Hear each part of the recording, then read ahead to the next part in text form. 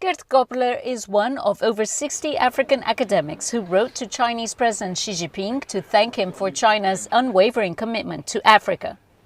The president's reply was presented to Grobler at an intimate ceremony at the Chinese embassy in Pretoria.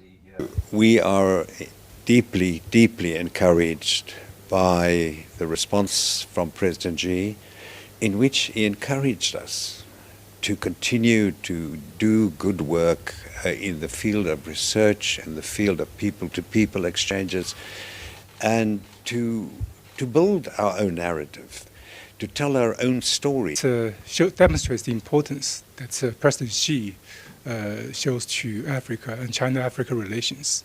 And secondly, it demonstrates the importance of people-to-people exchanges between China and Africa. And thirdly, this academic input, especially the support of the thought.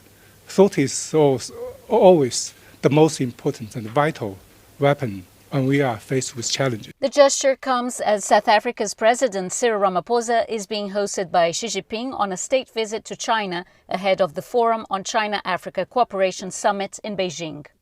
Beijing is preparing to host the 9th FOCAC, which has been instrumental in boosting trade between the regions to over $280 billion and strengthening cultural relations.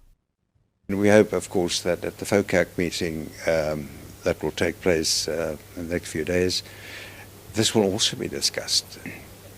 Africa also wants to see peace and development, because if there are, like it is at the moment, whether it's Ukraine, Gaza, it has a negative impact, not only in the economy of Africa, there's a negative impact on the security environment.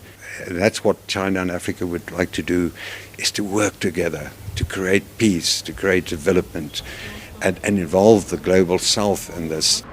China and Africa are expected to kick off a new era as African leaders converge in Beijing for the FOCAC meeting. The focus will continue to be on mutual partnerships and a shared common future underpinned by economic development and achieving stability on the continent and globally.